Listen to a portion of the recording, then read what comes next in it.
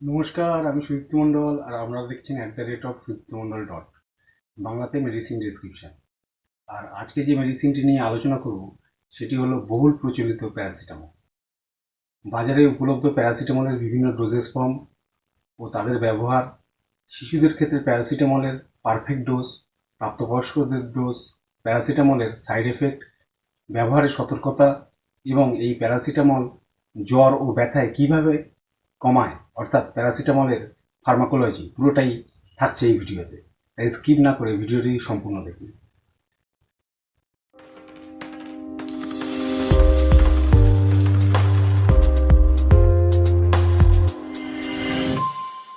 জ্বর বা ব্যথা হলে প্যারাসিটামল খেতে হয়, এটা সকলেই জানে এবং জানাটা বিশেষ দরকার। বিশেষ করে এই প্যারাসিটামলের ব্যবহার সম্বন্ধে কনসেপ্ট ক্লিয়ারের প্রয়োজন ও কোন বয়সে ঠিক কতটা পরিমাণ ডোজ, দৈনিক কতবার করে কত দিন খাওয়াতে হবে সে সম্বন্ধে পরিচ্ছন্ন ধারণা থাকার প্রয়োজন। প্রথমে ছোট্ট করে আলোচনা করি এই প্যারাসিটামল বা অ্যাসিটামিনোফেন কীভাবে জ্বর ও ব্যথাতে কাজ করে। প্যারাসিটামল বা অ্যাসিটামিনোফেন হলো একটি এনস্যাডস বা নন স্টেরয়েডাল অ্যান্টি ইনফ্লেমেটরি ক্লাসের মেডিসিন।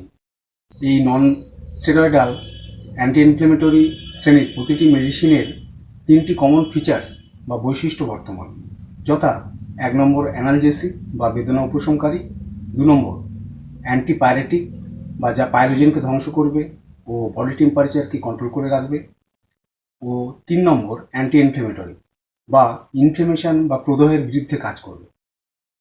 মানব শরীরে যদি কোনো জায়গায় ইনজুরি হয়, কেটে ছড়ে যায় এবং জীবাণু সংক্রমণ হয়, বা যদি জলে ভেজা, ঠান্ডা লাগা এসব কারণেও বিভিন্ন জীবাণু সংক্রমণ হয়, তাহলে ওই জীবাণু বা প্যাথোজেনগুলি তাদের বিপাকজাত বর্জ্য পদার্থ, যাকে একত্রে পাইরোজেন বলা হয়, সেই পাইরোজেন রিলিজ করতে থাকে আক্রান্ত জায়গায় তথা মানুষের ব্লাড স্ট্রিমে।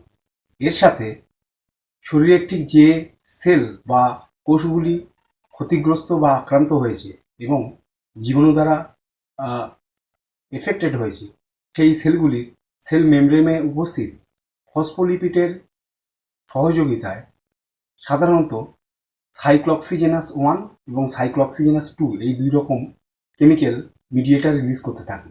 এই সাইক্লোঅক্সিজেনাস 1 ও সাইক্লোঅক্সিজেনাস 2 কে সংক্ষেপে কক্স 1 ও কক্স 2 বলা হয়।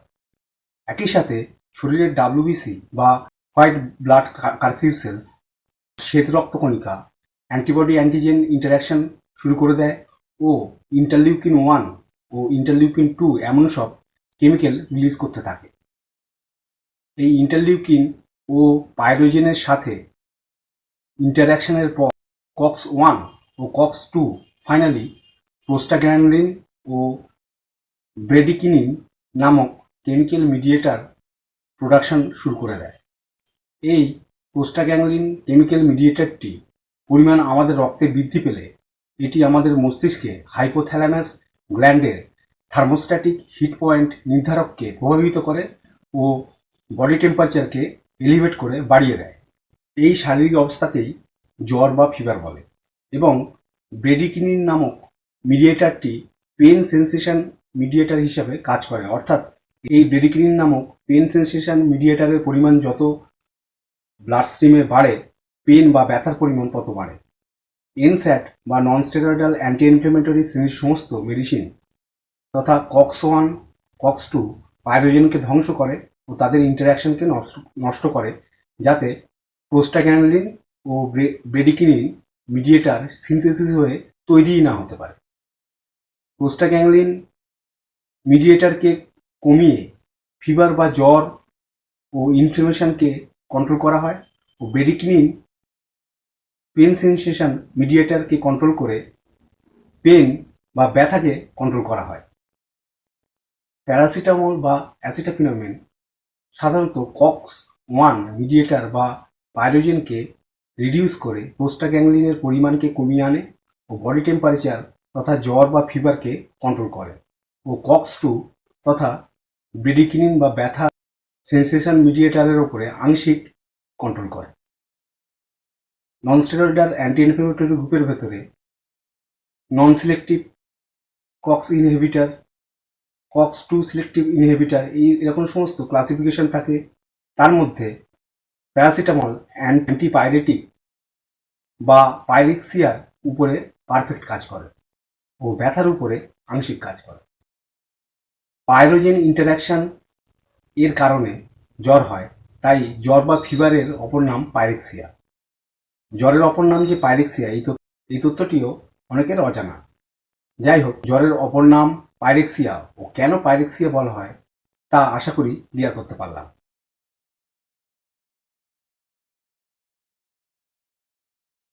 বাজারে উপলব্ধ ডোজেস ফর্ম। বাজারে প্যারাসিটামল মেডিসিনটি ওরাল বা খাওয়ার ওষুধ, ইঞ্জেকশন ফর্মে ও রেকটাল সাপোজিটরিজ ফর্ম, এই 3 প্রকার ফর্মে পাওয়া যায়। ওরাল বা খাওয়ার ফর্মটি খাওয়ার ট্যাবলেট ও বাচ্চাদের খাওয়ার লিকুইড সাসপেনশন সিরাপ ও ড্রপ, এই 2 ফর্মে পাওয়া যায়। শিশুদের প্যারাসিটামল ড্রপটি 100 mg each ml, ml 100 mg এমন স্ট্রেংথ বা পাওয়ারে 15 ml বটল প্যাকে আসে সাধারণত, ও সাথে একটি মেজারমেন্ট ড্রপার আসে যা দিয়ে পরিমাপ করতে হয়।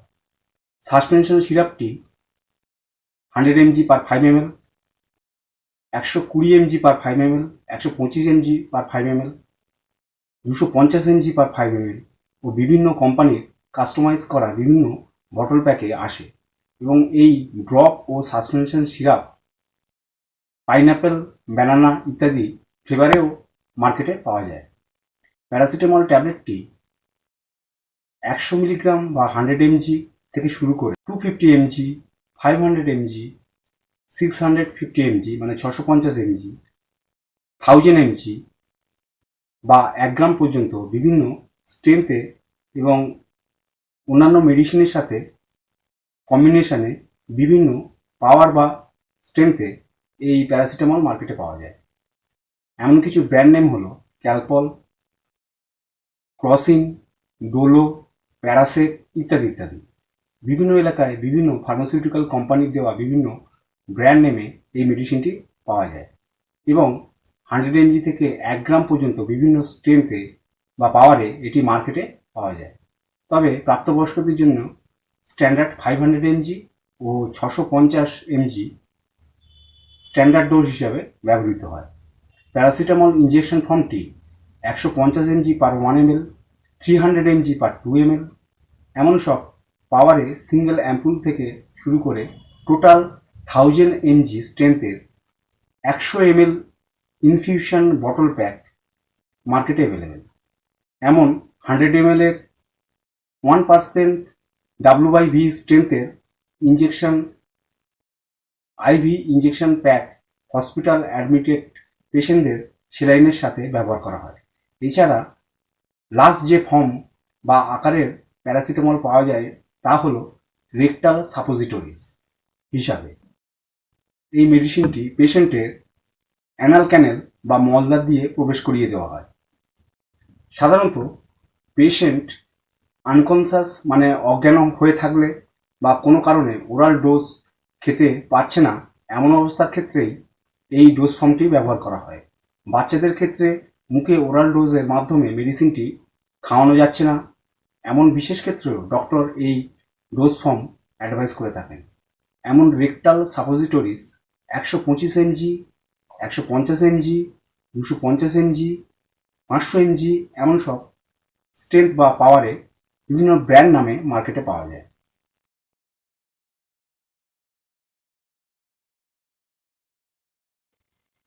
কম্পোজিশন। প্যারাসিটামল মেডিসিনটি সিঙ্গেল কম্পোজিশনে পাওয়া যায়, তেমন অন্যান্য মেডিসিনের সাথে কম্পোজিশনেও এটি পাওয়া যায়। যেমন আইবুপ্রোফেন, অ্যাসিক্লোফেনাক, ডাইক্লোফেনাক এমন সব এনস্যাটস মেডিসিনের সাথে কম্বিনেশনে আসে। এমন সব মেডিসিনগুলি সাধারণত ব্যথা কমাতে ব্যবহৃত হয়। যেমন প্যারাসিটামলের সাথে আইবুপ্রোফেনের কম্বিনেশন কমলিফ্যান, ফ্লেক্সন, ডাইক্লোফেনাকের সাথে প্যারাসিটামলের কম্বিনেশন যেমন ডাইকোফাস্ট 550, ডাইক্লক এসপি এমন সব কম্বিনেশনগুলি প্রতিটি হাড়ের ব্যথা, হেডেক, মাথার ব্যথা, রিউমাটয়েড আর্থারাইটিসের ব্যথা এইসব ক্ষেত্রে ব্যবহৃত হয়। প্যারাসিটামলের সাথে ক্লরজক্সাজোল মাসেল রিল্যাক্সেন্টের সাথে কম্বিনেশনে আসে, যেমন মায়োস্পাচ।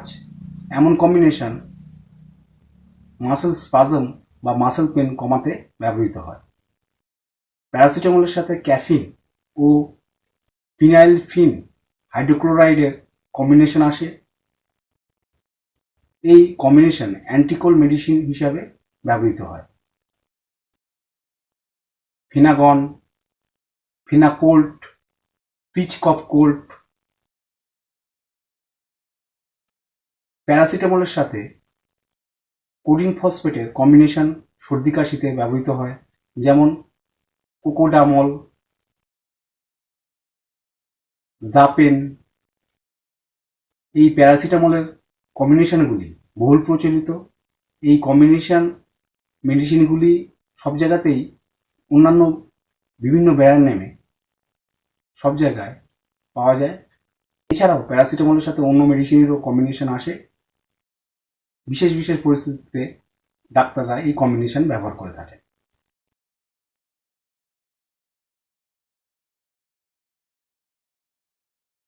ডোজেস স্ট্রাকচার বা মেডিসিনটির ব্যবহারের পদ্ধতি। প্রথমে বাচ্চাদের ডোজ সম্বন্ধে আলোচনা করা যায়।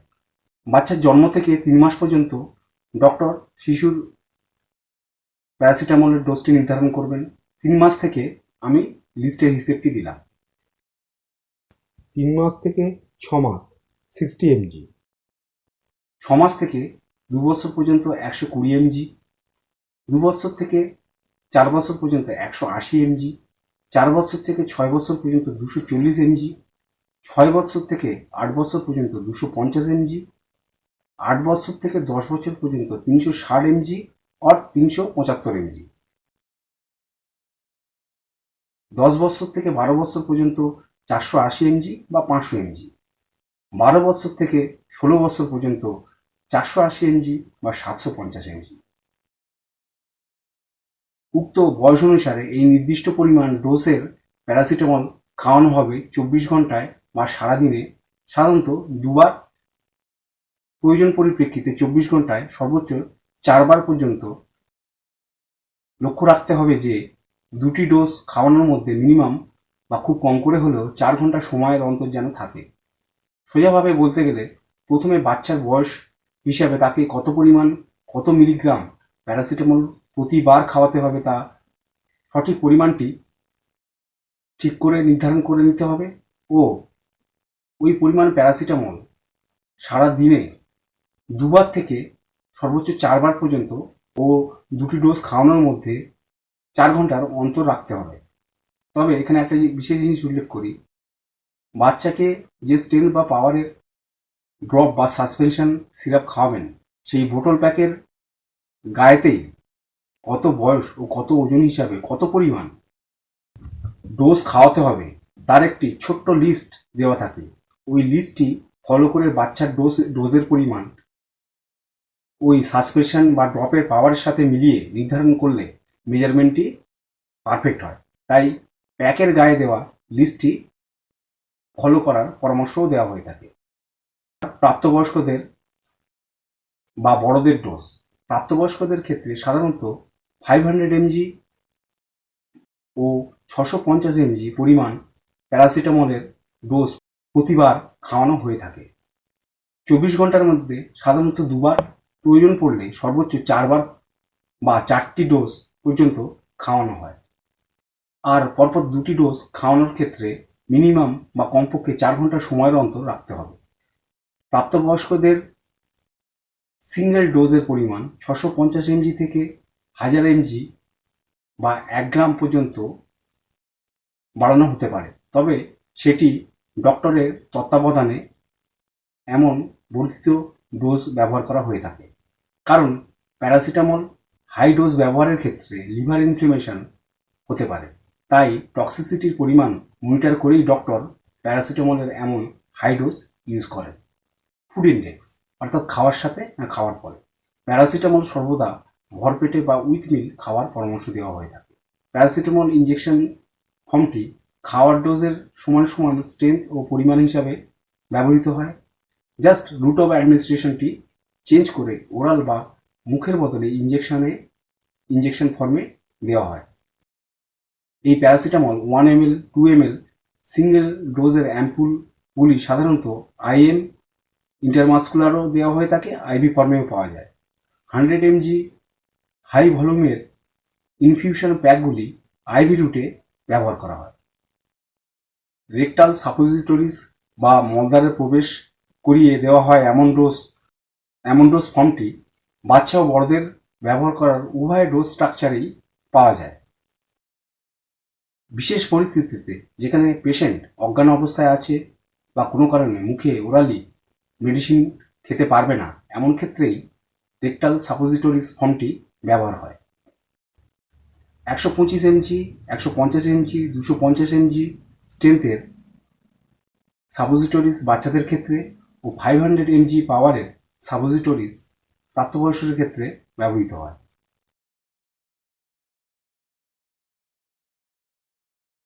মেডিসিনটির সাইড এফেক্ট।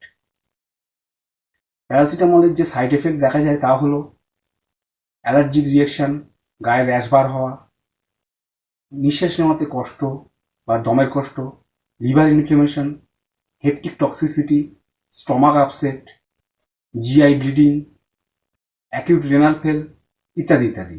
তবে এমন সব side effect frequently high dose নেওয়ার ক্ষেত্রেই হয়ে থাকে। প্যারাসিটামল ইনস্যাট গ্রুপের মধ্যে সবথেকে সেফেস্ট ড্রাগ। ঠিক নিয়ম মেনে ও ঠিক সময়ের অন্তর রেখে বা ব্যবধান রেখে প্যারাসিটামল খেলে এমন কোনো সাইড এফেক্ট হওয়ার সম্ভাবনা থাকে না। ব্যবহারের সতর্কতা। এই প্যারাসিটামল ব্যবহারের ক্ষেত্রে প্রয়োজনের তুলনায় হাই ডোজ ব্যবহার করা যাবে না ও দুটি ডোজের মধ্যে কমপক্ষে 4 ঘন্টার সময়ের অন্তর রাখতে হবে। পেশেন্টের যদি ডায়রিয়া হয় তবে ডক্টরের অ্যাডভাইস নিয়েই প্যারাসিটামল ব্যবহার করুন, কারণ প্যারাসিটামল অনেক ক্ষেত্রে ডায়রিয়াকে বাড়িয়ে দেয়। প্যারাসিটামল সাধারণত পিপিআই মানে প্রোটন পাম্প ইনহিবিটর চলতি ভাষায় গ্যাসের ওষুধের সাথে নেওয়া হয়। ডাক্তারবাবু এমন কোনো কম্বিনেশনের সাথে প্যারাসিটামল নেওয়ার অ্যাডভাইস করলে তেমন মেডিসিন কম্বিনেশনের সাথেই মেডিসিনটি ব্যবহার করুন। প্রেগন্যান্ট উইমেনদের ক্ষেত্রে প্যারাসিটামল সাধারণত সেফ ড্রাগ, তবে প্রথম ট্রিমিস্টার বা প্রথম 3 মাসে মেডিসিনটি ব্যবহারের ক্ষেত্রে ডক্টরের অ্যাডভাইস ও পরামর্শ অনুসারেই ব্যবহার করুন। ল্যাকটেটিং মাদার বা ব্রেস্ট ফিডিং করান এমন মায়েদের ক্ষেত্রে রেগুলার ডোজেস স্ট্রাকচারে প্যারাসিটামল ব্যবহারের ক্ষেত্রে কোনো অসুবিধা নেই। তাই ব্রেস্ট ফিডিং করেন এমন মায়েদের ক্ষেত্রে প্যারাসিটামল ব্যবহারে কোনো সতর্কতা নেওয়ার প্রয়োজন নেই। এই প্যারাসিটামল অ্যালকোহলের সাথে ব্যবহার করলে লিভার ইনফ্লেমেশনের সম্ভাবনা বেড়ে যায়, তাই ডক্টর অ্যালকোহলের সাথে এই মেডিসিনটি নিতে নিষেধ করেন। ভিডিওটি ভালো লাগলে লাইক করুন, শেয়ার করুন। দেখা হচ্ছে পরের ভিডিওতে। সকলে ভালো থাকবেন। নমস্কার।